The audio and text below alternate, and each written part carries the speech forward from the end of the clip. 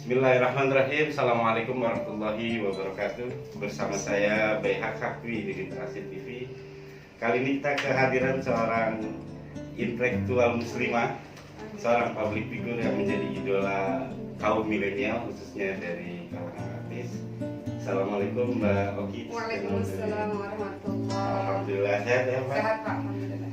Apa aktivitas saja untuk hari ini? Aktivitas di pandemi ini hari-hari ya mengenai disertasi ya pastinya, karena ingin sekali mengejar bisa lulus di tahun 2020 ini. Jadi fokus dengan disertasi, kemudian fokus untuk memperdalam ilmu Al-Quran terus,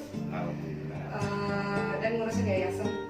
Paling sesekali ya ceramah. Boleh kasih bocoran disertasi tentang apa sih kira-kira? Disertasi, by the way kita sama satu universitas, kita di UNJ Jakarta.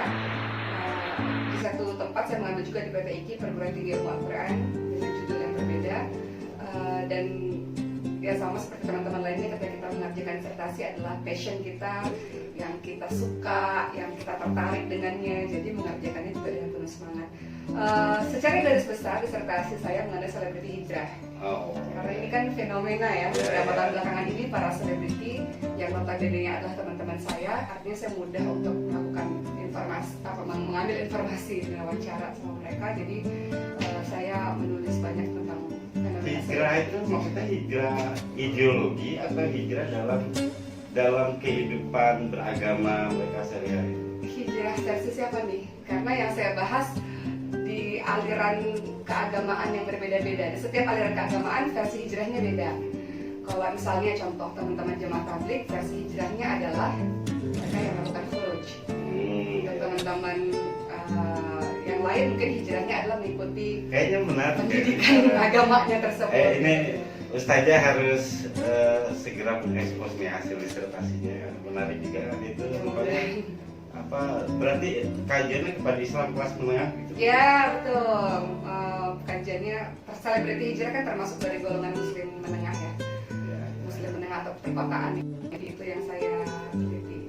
Target kapan selesai? Target ujian saya, kalau yang namanya kalau kita melakukan disertasi di teman-teman S3 pasti tahu lah, khususnya teman-teman UIN ada beberapa tahapan ya.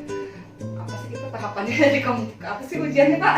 Ya. Ujian komprehensif ya. Namanya. Komprehensif, proposal, apalagi tuh WIP 1, WIP 2, pendahuluan dan promosi doktor. Udah mau selesai nih ya? Saya sedang menunggu jadwal untuk promosi untuk ujian pendahuluan atau ujian tertutup di Juli ini, insya Allah. Kalau itu sudah selesai, berarti tinggal satu langkah lagi, yaitu promosi doktor. Ini nampaknya Kan berguru pada senior.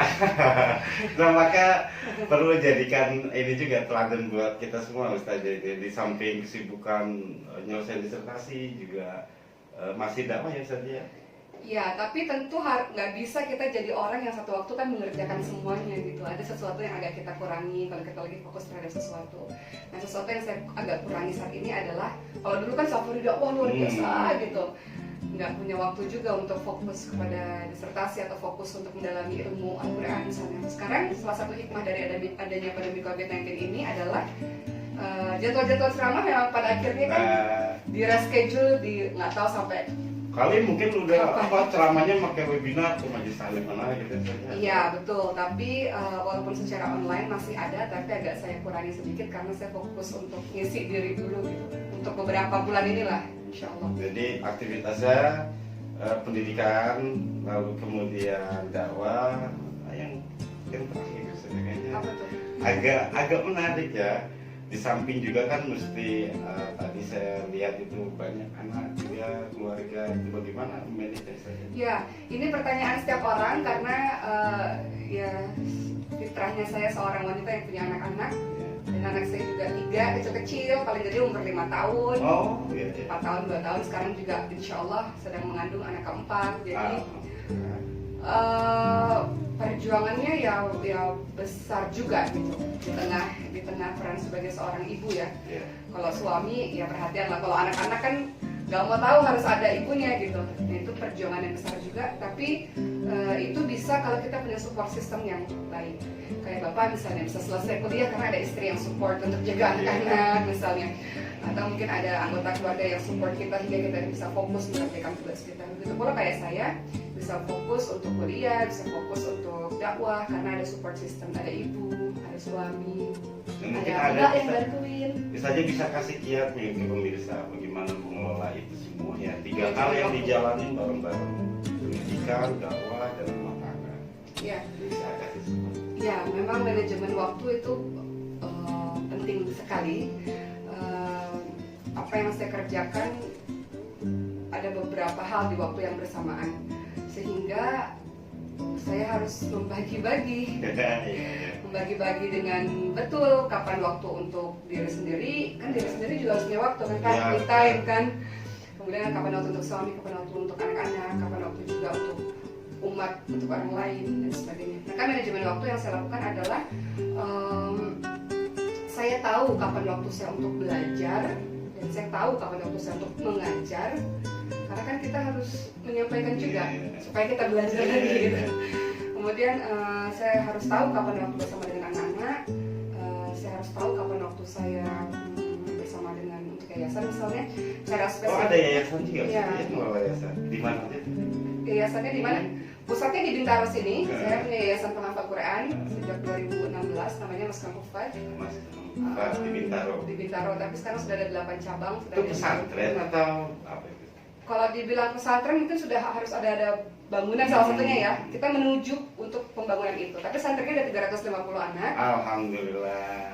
Dan ini ya namanya yayasan pasti sosial Ya, ya. dan non-profit ya, bahwa kita mengkader pencetak mengkader penghafal Quran. Tapi sebelum saya bahas yayasan, kan saya bahas manajemen waktu tadi. Boleh. Manajemen waktunya adalah ketika melakukan satu tugas ya fokus dengan tugas itu. Contoh, ketika saya kuliah, saya nggak mikirin anak saya nggak mikirin pekerjaan syuting fokus aja misalnya, gitu fokus di situ selama 2 jam itu di kelas. Saya akan fokus di situ, saya betul-betul sungguh-sungguh dengan kuliah saya. Begitu pula kalau di rumah dengan anak, saya akan fokus dengan anak Yang saya. lain gitu. Yang lain enggak gitu. Jadi waktu khusus dengan anak-anak itu biasanya menjelang maghrib. Makanya saya nggak terima tamu sebenarnya kalau udah maghrib isya, karena itu waktu Quran sama anak-anak, tidurin anak-anak. Jadi saya nggak mau diganggu waktu saya untuk anak-anak saya gitu, fokus dengan mereka. Iya. Ketika saya dakwah selama sejam 2 jam, saya akan fokus untuk dakwah. Ketika kita fokus, kita akan berusaha untuk memberikan yang terbaik kan, begitu. Tapi kalau pikiran kita bercabang-cabang, yang lainnya Iya, kegagalan iya. semua gitu. Jadi biasanya bangun pagi udah tahu jam segini saya melakukan ini, jam segini saya melakukan ini. Jadi ya sama lah sama teman-teman lainnya. Biasa kita punya target. Dibantu sama olahraga terus saja. Kan nampaknya itu sekali ya, mesti fit juga, Iya. mesti prima itu. Olahraga penting sebenarnya ya, olahraga ya, cuma kalau kemarin sih sebelum hamil ini kemarin sepedaan aja pagi. Oh, masih sepedaan. Sepedaan pagi. Tapi yang jelas setiap bangun pagi udah tahu tuh jam sekian harus ngapain, dan kita bisa begitu kalau kita punya target kan. Iya, iya. Makanya tadi Bapak tanya target lulus kapan? Iya, kira-kira kapan? Lulus. Biar kita bisa hadir gitu. Saya lahiran November, insya Allah 2020. Saya berharap saya segera lulus sebelum Sebelum lahiran. lahiran. Karena kalau udah lahiran udah fokus sama anak Iya, terus, iya, gitu iya, kan. iya. Jadi gitu. Jadi ya manajemen waktu dari pagi udah tahu mau ngapain aja, dan kalau kita punya target kita tahu apa yang mau kita tuju. Jadi kita nggak kemana-mana gitu. Kayak gitu. Nah, berkenaan dengan yayasan, ya sama seperti teman-teman lainnya yang ingin berkontribusi dalam kehidupan. Karena menurut saya, setiap kali ada orang yang tanya, oke, sukses itu apa? Saya selalu jawab, sukses itu adalah kebermanfaatan kepada umat. Manfaat pada orang lain gitu ya. Sebagaimana Rasul katakan, khairunas anfa'uhum linnas, baik-baik orang-orang yang bermanfaat untuk orang lain.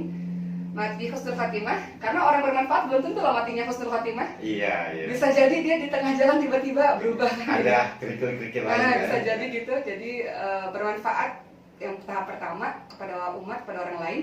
Tahap kedua matinya baik, yang masuk syurga dan ketemu sama Allah. Amin. Gitu. Jadi itu definisi sukses. Jadi untuk meraih kesuksesan itu, menurut saya kebermanfaatan kepada umat ya bisa dilakukan dengan berbagai cara. Salah satu yang saya lakukan adalah dengan mendirikan yayasan. Gitu. Dan biasanya kalau kita buat yayasan atau kita buat sebuah kegiatan, pasti yang ada korelasi dengan kita. Iya, iya. Contoh. Kompetensi kita gitu ya. Iya, kompetensi kita atau kita punya pengalaman sebelumnya. Contoh kayak teman saya, dia buat yayasan kanker karena dia dulu pernah punya anaknya kanker. Oh iya, iya. Dan dia berjuang untuk anaknya sembuh dan akhirnya anaknya meninggal dan dia mendedikasikan hidupnya untuk menolong orang-orang yang terkena kanker. Biasanya ada korelasinya Nah, begitu. kalau saya gimana korelasinya? Kalau saya, dengan hafid ya, itu iya. hafid, hafal Quran. Iya, hafal Quran. Jadi programnya mencetak menghafal Quran. Korelasinya dengan saya, dulu waktu saya tahun 2011-an, saya pernah berada di rumah Quran. Tapi nggak selesai, karena kesibukan dunia syuting dan sebagainya. Oh, iya, iya. Dan ketika saya syuting, ya sama seperti teman-teman lah yang dulu mungkin pernah belajar agama di masa kecilnya, rindu dengan suasana itu. Sehingga akhirnya saya dan di lingkungan saya belum ada pesantren Quran di tempat wilayah saya. Jadi ya udah kenapa nggak saya buat supaya saya keluarga tetap berada di lingkaran orang-orang itu gitu. Kayak gitu. Kapan waktu boleh kita lihat? Boleh, di sini juga ada. Coba. Di komplek ini juga ada. Ada berapa cabang? Ada 8 cabang.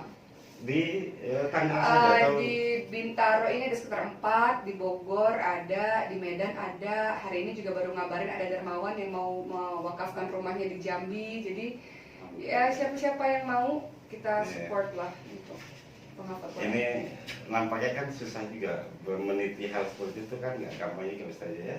Mesti ada proses yang dilakukan. Untuk apa nih? Yayasan? Yang meniti kayak tadi, meniti karir, kemudian meniti tadi membentuk lembaga seperti yayasan. Kalau tiba-tiba dengan ayah, tiba-tiba ada yang melamar Ustazah gitu. Sebagai? Jadi wali kota atau jadi melamar untuk menjadi anggota DPR RI dari partai atau melamar jadi wali kota. Kebetulan kan sebentar lagi pesta demokrasi. Gimana opininya dari Ustazah? Sebenarnya ini bukan hal baru karena ketika saya S1 pun, sebelum saya lulus pun sebenarnya udah ada teman-teman partai yang datang. Dan ya kemarin juga ada beberapa teman juga yang datang juga. Pada prinsipnya kalau saya pribadi, saya tidak bisa menjalankan sebuah amanah yang saya belum paham betul di dalamnya. Dunia politik khusus ya? Iya, dunia politik itu belum pernah kesana, dunia politik itu belum pernah. Mengamati iya, tapi kalau untuk terjun kan memerlukan ilmu. Tapi yang kan di banyak. politik juga bisa Ustazah memberikan kontribusi Ya, untuk umat gitu. Ya, tapi bagi saya untuk terjun ke dunia politik kita harus punya ilmu yang bagus dan iman yang kuat ya. Iman yang kuat. Ya, iman yang kuat gitu. Jadi saya rasa kalau untuk urusan politik, wallahu a'lam ya nantinya. Tapi untuk hari ini saya sedang semangat di dunia pendidikan, saya sedang semangat di dunia Al-Quran gitu. Jadi sampai hari ini jiwa saya belum ke situ, walaupun kita semua harus mengamati politik ya. Tapi kan bukan berarti kita semua harus terjun langsung ke dunia politik gitu. Untuk hari ini, sampai hari ini saya memilih berkontribusi di dunia dakwah dan dunia Al-Quran. Wallahu a'lam nanti kalau kedepannya saya berilmu atau seperti apa di dunia politik mungkin. Tapi untuk hari ini, sampai detik ini, saya masih ingin berkontribusi di bidang pendidikan saja. Seperti itu. Baik Ustazah, ini di akhir season kita ya. Saya dan pemirsa semua mendoakan semoga Ustazah tetap sehat selalu. Amin. Dan tetap diberi keberkahan. Mungkin dari Ustazah ada pesan-pesan khusus gitu yang mau disampaikan ke pemirsa Literasi TV? Sebenarnya banyak yang tanya, Oki capek nggak sih ketika melakukan ini, melakukan itu? Kemudian saya selalu menjawab, kita bisa tidak capek kalau kita melakukan dua hal. Pertama, ketika kita melakukan lillah karena Allah. Kenapa? Kita tahu bahwa apa yang kita lakukan adalah mendapatkan rewards dari Allah. Kemanapun bumi yang kita injak, setiap bumi yang kita injak akan bersaksi di hadapan Allah tentang apa yang kita lakukan di yaumil hisab nanti. Jadi kalau kita melakukan apa-apa lillah, kebaikan sebiji zarah Allah balas, dan kita yakin itu kita nggak akan capek. Mau dakwah di pelosok mana kek, mau kita ngapain kek, selama kita lillah insya Allah tidak capek. Kedua, kita tidak akan capek dan tidak akan lelah kalau kita melakukannya dengan cinta. Cinta kita kepada umat misalnya, cinta kita kepada orang lain, kita mau orang lain merasakan hidayahnya Allah, kita mau orang lain berilmu, bermanfaat, kaderisasi, menjadi orang-orang yang bangun negeri ini, bangun agama ini. Kalau kita punya perasaan cinta itu, kita nggak akan lelah.